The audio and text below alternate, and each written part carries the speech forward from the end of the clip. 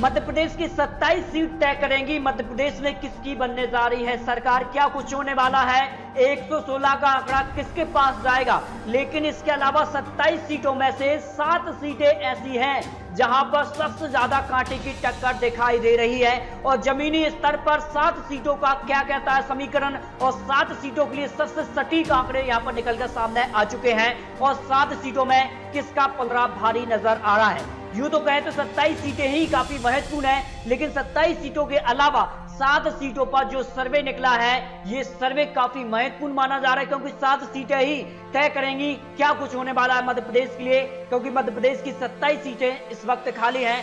22 से 25 विधायक जो कांग्रेस से निकलकर बीजेपी में गए, तो क्या कुछ होने वाला है मध्य प्रदेश के लिए, इसको लेकर सटीक आंकड़े आपके सामने आ चुके हैं। या दोस्तों मध्य प्रदेश की अगर बात करें तो मध्य प्रदेश में कैबिनेट अगर मंत्री की बात करें तो यहां पर कह सकते हैं कि 14 ऐसे मंत्री बनाए गए जो कि वर्तमान में विधायक नहीं है। इन्हीं में से हम बात करने वाले हैं 7 सीटों पर जो कि सबसे बड़ी हॉट सीट बनी हुई है, कांटे की टक्कर इनमें दिखाई दे रही है। और ये वो कैबिनेट मंत्री हैं जो कह सकते हैं कि पहले भी मंत्री रहे हैं और इस वक्त यानी शिवराज सरकार में भी मंत्री हैं, लेकिन एक मंत्री अलग से यहां पर बनाए गए हैं। और क्या कुछ होने वाला है मध्य प्रदेश के लिए, इन 7 सीटों के लिए सटीक आंकड़े यहां पर हैं। देखिए अगर बात करें तो 7 कैबिनेट मंत्री ही हैं और इन पर जो है सबसे कांटे की टक्कर इस वक्त दिखाई दे रही है।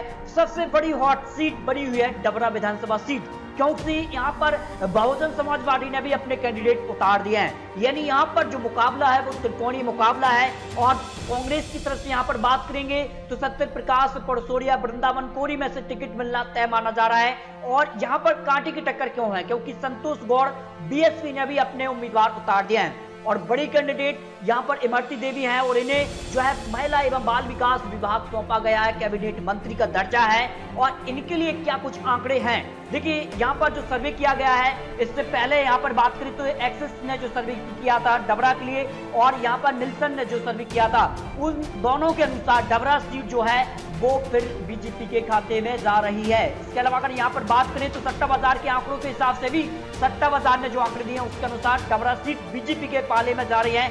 अब देखिए कैबिनेट मंत्री तुलसी सिलावट के लिए क्या कुछ आंकड़े हैं और सामने सीट भी ये कह सकते हैं कि हॉट सीट बनी हुई है। और प्रेमचंद गुड्डू जो बीजेपी में थे वो अब कांग्रेस में जा चुके हैं, तो तुलसी सिलावट कांग्रेस से बीजेपी में आ चुके हैं, तो ये भी काफी हॉट सीट है। हालांकि बहुजन समाज पार्टी ने अपने प्रत्याशी यहां पर उतारे नहीं है, लेकिन आने वाले समय में क्या उतारेंगे ये भी बड़ा सवाल है। फिर ये त्रिकोणीय मुकाबला होने वाला है।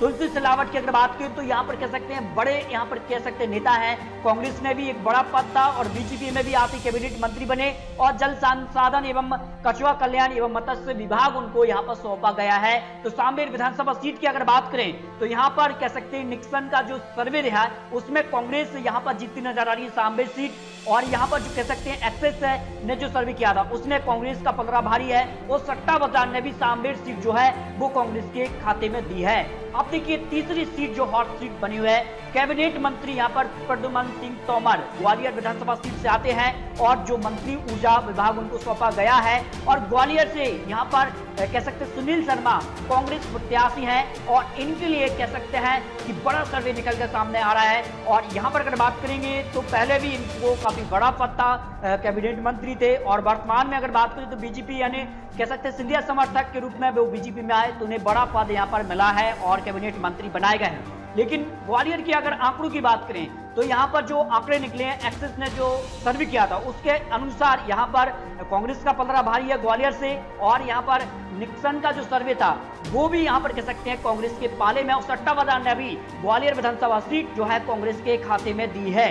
इसके अलावा अगर बात करें महेंद्र सिंह सिसोदिया बमोरी विधानसभा सीट भी इस वक्त जो है हॉट सीट बनी हुई है।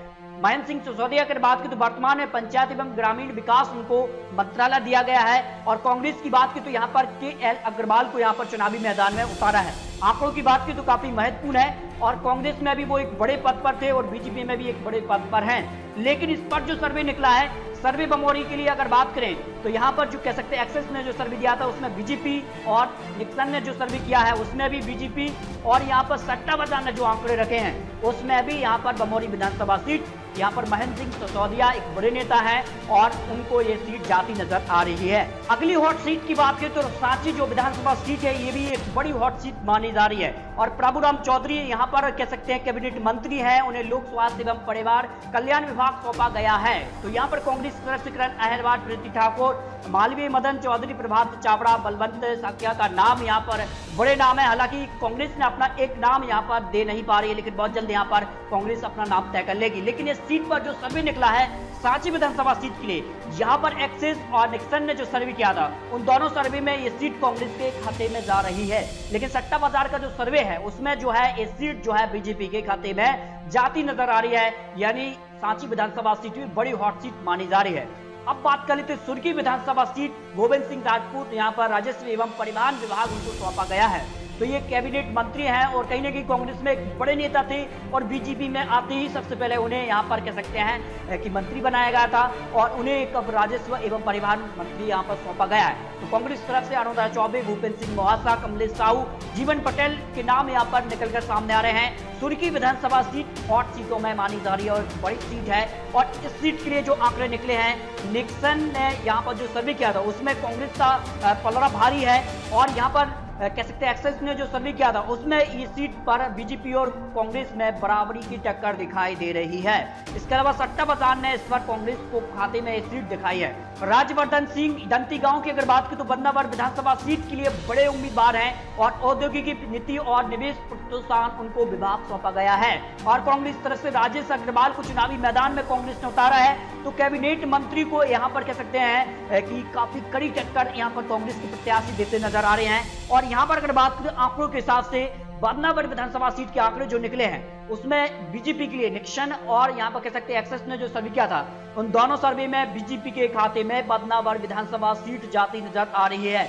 इसके अलावा यहाँ पर बात करें सट्टा बाजार ने भी ये सीट जो है वो बीजेपी के खाते में दी है। तो दोस्तों आपको 7 कैबिनेट मंत्री जो वर्तमान में एक बड़े पद पर हैं और इन 7 सीट पर जो है सबसे ज्यादा कांटे की टक्कर दिखाई दे रही है और इन 7 सीटों में अगर बात करें तो 3 सीट बीजेपी के खाते में एक तरफा जा रही है और एक सीट जो है कहीं ना कहीं कांटे की टक्कर यहाँ पर दिखाई दे रही है। यानी 7 सीटों में अगर बात की कांग्रेस के लिए तो 4 सीट यहाँ पर मिलती नजर आ रही हैं, जो 7 सीट हॉट सीट इस वक्त बनी हुई है। लेकिन आपको क्या लग रहा है 27 सीटों पर भी इससे पहले सर्वे आ चुका है, एक सीट पर सर्वे आपको दे चुके हैं। अगर आपने वो वीडियो नहीं देखे तो चैनल पर जाकर वीडियो देख सकते हैं। और आपको क्या लगता है 7 सीट के अलावा 27 सीटों पर किसकी होने जा रही है जीत और किसका पलड़ा कितना भारी है, अपनी राय कमेंट बॉक्स में रख सकते हैं। और क्या कमलनाथ की वापसी या बरकरार रहेगी बीजेपी, इस पर अपनी राय कमेंट बॉक्स में रख सकते हैं। और आने वाले समय में किस प्रकार से चुनावी प्रचार होने वाले हैं, किस प्रकार की रैलियां होती हैं, इसके बाद आंकड़े और सारे निकल कर आते हैं। सभी जानकारी के लिए और हमसे अभी जुड़ने के लिए, आने वाली सभी विधानसभा सीटों की जानकारी के लिए आप चैनल को अभी सब्सक्राइब कर लीजिए। तो दोस्तों मिलते हैं और नई जानकारी के साथ, तब तक के लिए जय हिंद जय भारत।